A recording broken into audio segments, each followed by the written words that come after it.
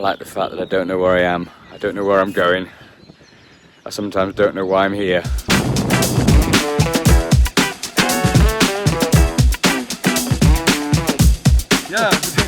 Magnifique, extraordinaire.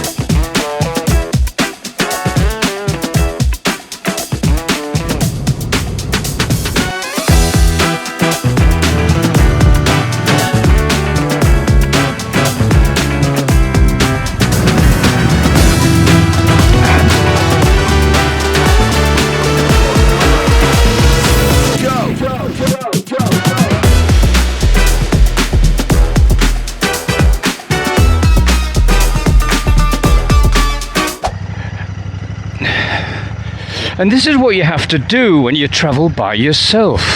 When you're a solo adventurer, you've got to find little ideas which will, you know, ferment in your mind for the rest of the afternoon, something to think about. I mean, it's really slippy. I thought, I bet it'll be all right, don't use the brakes. But what a gorgeous little bridge. Where's it going to? Who built it? Is there a village over there? What went across it? Moose?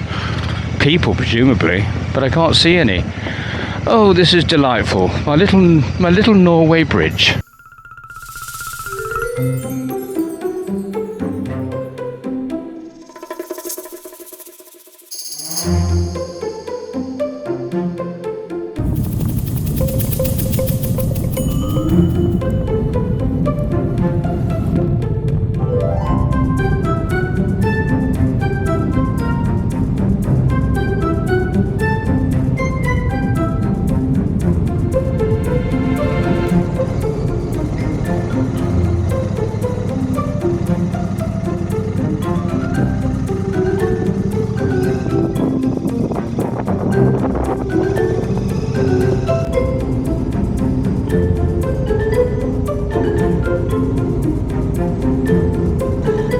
I just want to point out that it's midnight.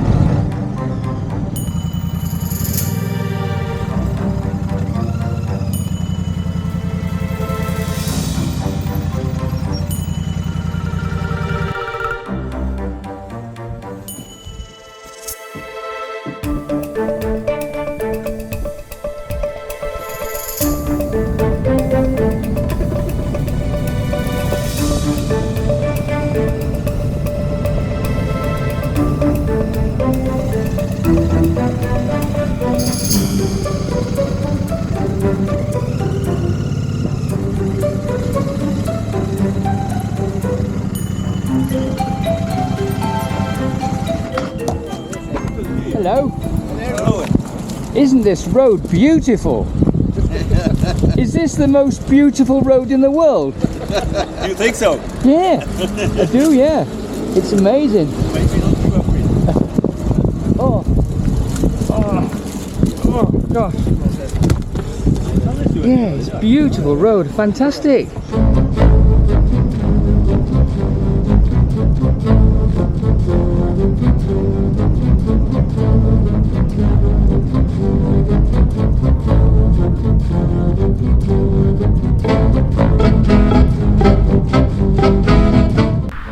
You can see the bridge in the background. It's an incredible feature. It's the start of the Atlantic Ocean Highway.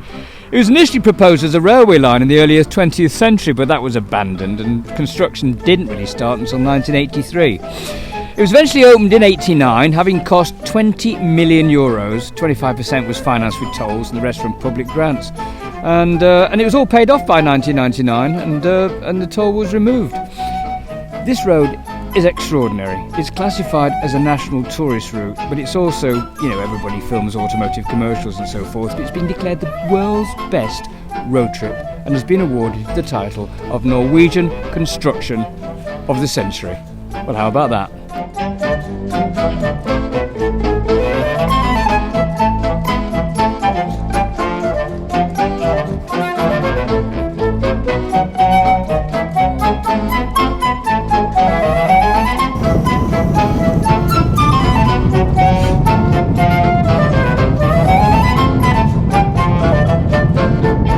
Here's my camping spot for tonight. That's the way it goes. Look at that.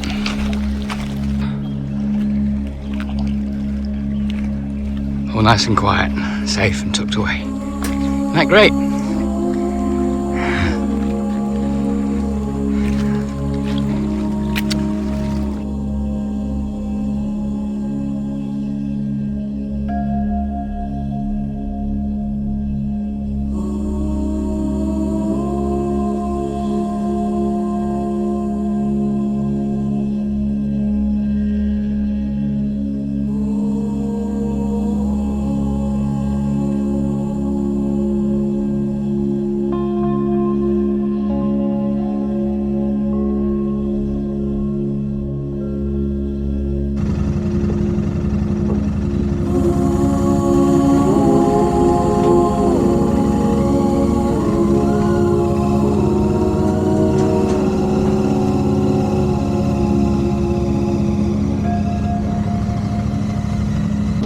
Well, this is great. I had no idea I was getting on a ferry to cross a fjord.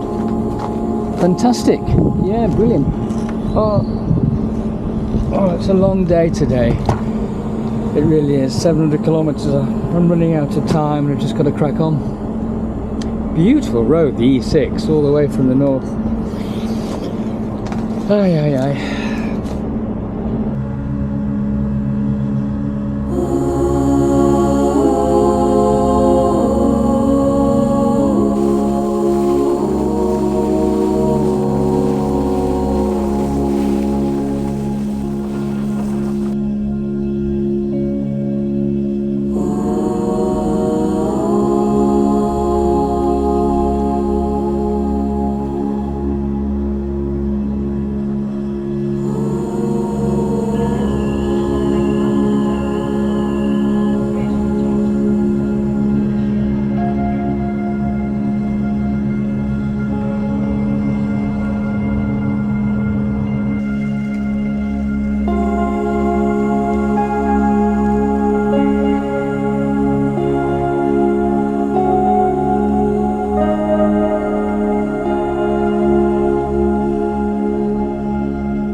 Well, I'm sitting here in a 7-Eleven somewhere in near Trondheim, and there's this wonderful chap called Åge. He just turns up and starts talking to me, and it's just amazing how people come together, isn't it? You know, tell me, Åge, what is it about motorcycling that you like? Oh, that's a long story. You have the whole day? No, I know you. Quite. Give me 3 bullet points. The freedom, of course, the adventure, and the opportunity to meet new people like you. People that can give me something that is interesting. Maybe just a sentence or a long discussion or anything, but people interest me. You told me about your mind journey to Istanbul. What's all that about? Well, I used to write articles for a Norwegian motorcycle magazine, and I once wrote this article, My Journey to Istanbul. And I was writing about going from Norway through Denmark to Germany, through Czechoslovakia, as it was, and down all the way down to Bulgaria and into Istanbul. I never did that, right? I never been in Istanbul, only in my mind, which I think is maybe very important when you are a traveler. Like I like to define myself as a traveler, and I like to travel also in my mind. Adventure is exploring and finding especially new people. Traveling through the nature. I never drive motorways, always small roads. I have this old Harley Davidson. Me and my partner, she's on the back, and we drive around just looking at things, talking to people, eating good food. Look, I have the significant symbol of what's important in life. You know, you're eating good food, that's important, and very much with good people. And the Norwegian biker mentality, how would you describe that in a short sentence? You know, does it differ from other biker mentalities, or is it the same? It's probably the same everywhere.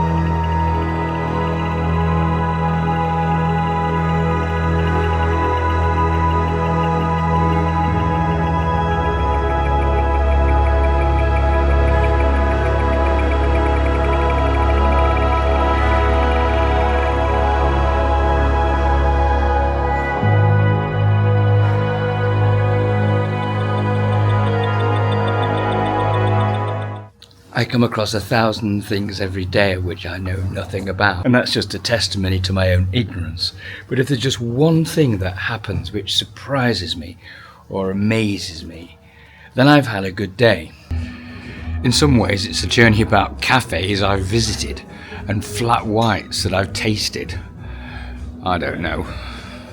I mean, that's what most bikers do. Go for a bike ride, go to a cafe, have a flat white and go home.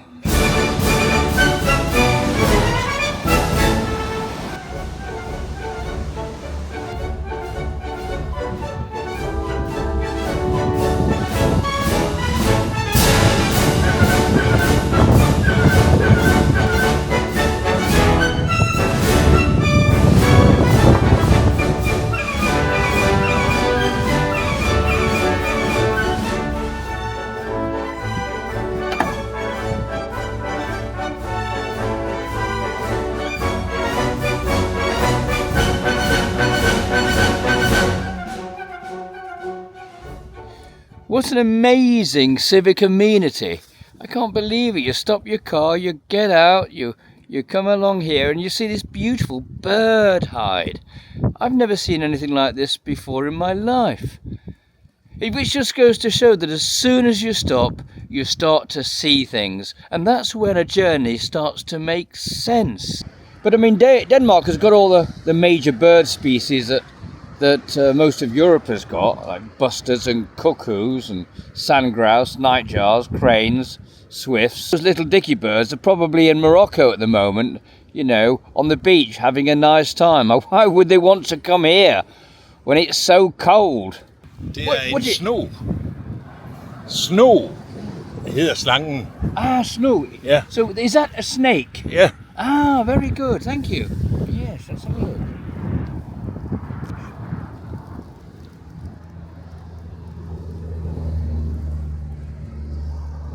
Hovedet er der.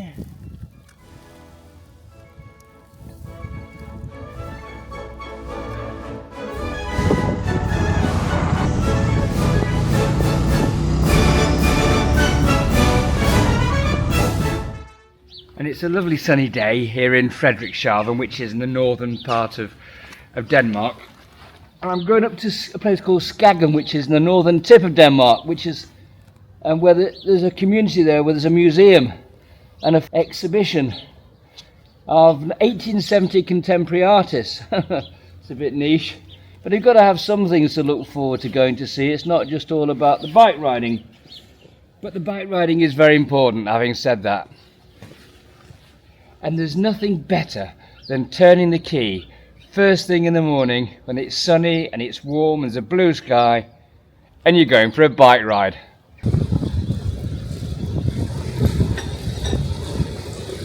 What is it about these Skagen painters? They're a group of Scandinavian artists who gathered in the village of Skagen, the northernmost part of Denmark. Well, we know that because we're here. And from the late 1870s until the turn of the century. Skagen was then a summer destination, apparently. Scenic nature, the local milieu and social community attracted northern artists to paint on plein air.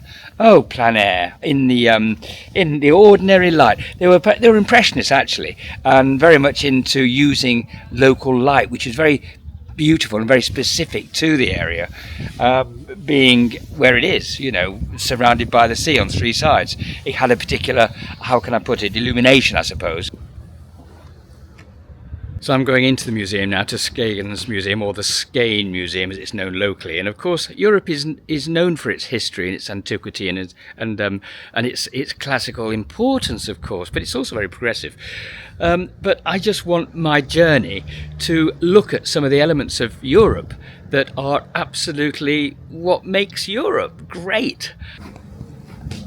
So I'm inside the Skagen Museum right now, and I'm looking forward to meeting the head of communications, Simon Pedersen. She's going to join me shortly and kind of introduce me to the concept of the blue colour, and also what the Skagen portraitists and impressionists were all about, and a vital part of Danish art culture. You are going to see the artworks from the Skagen painters. They were a community of artists who gathered in Skagen, the northernmost point of Denmark, in the 1880s. And they gathered up here as quite young artists. They were educated by the painters of the Danish Golden Age, who used to paint very idyllic motifs. One could imagine a cow quietly grazing on a sunlit field, but they didn't want to do that. They wanted to paint the world as they saw it. So they sought inspiration with the French Impressionists and with the French Naturalists, searching for ways to blur the edges and see nature in a different way. What they also did was they painted the local fishermen and the local community in Skagen. So they marked themselves as something very unique in the Danish art history and also had a resonance across Europe. What you're also going to experience here, hopefully, is the very, very close and impressive community they formed. They did everything together. They became friends when they were very young and followed each other artistically and with friendships and other relationships throughout their lives. So they led a life in common, which we at this museum find very, very inspiring. That's what you're going to see. And then you're going to see some very famous painting. For instance, P.S. Krøyer's Summer Evening at Skagen Sønderstrand. 2 women wearing white dresses walking along the beach. You might know that.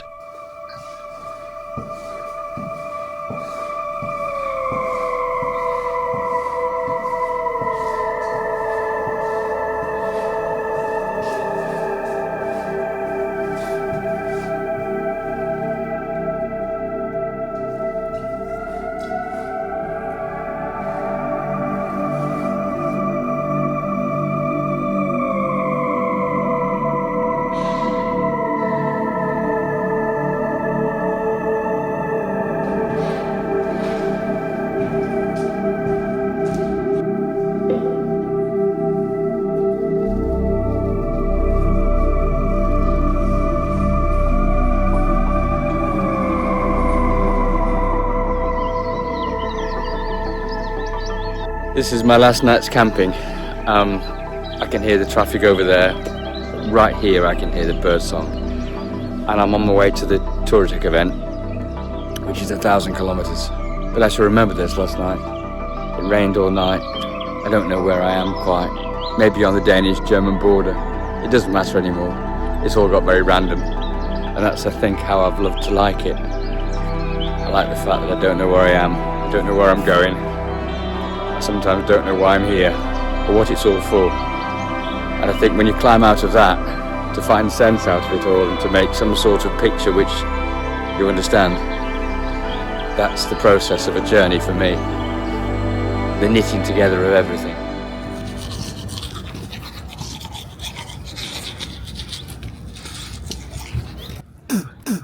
It's funny really, but life on the road, in one sense you stand out. You know, you're one of the very few people really actually on this massive adventure. Everyone else is working or having an adventure of their own somewhere else. And yet also you're also invisible. People walk past you because you're so alien to their lives, I guess. It's so unusual. This is not something they normally relate to. So how will they know how to strike up a conversation with you? So there are long periods of solitude when you're travelling, in between the highlights. And the highlights are very high, and the moments of solitude are really very long. And that's the beauty of adventure.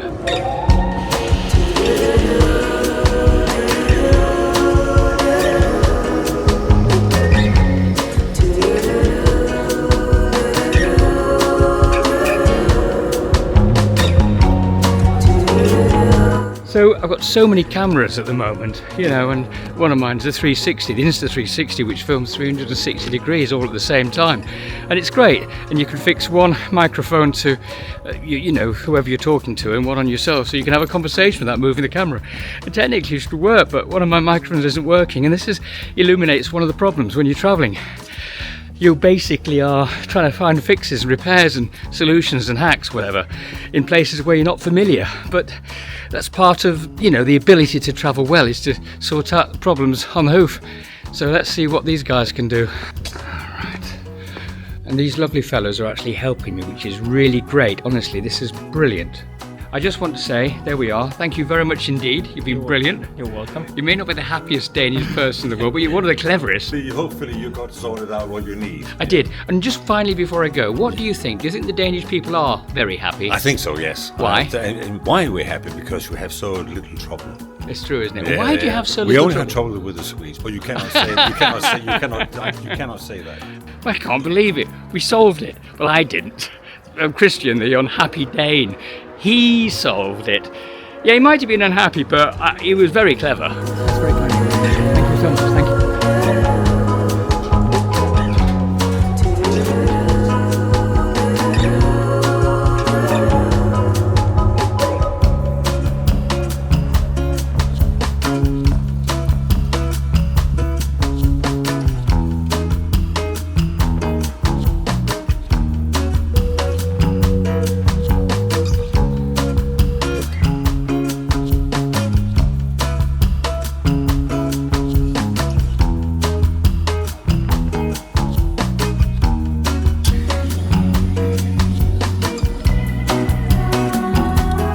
Gosh, it's a little bit like in my head sometimes when riding my bike.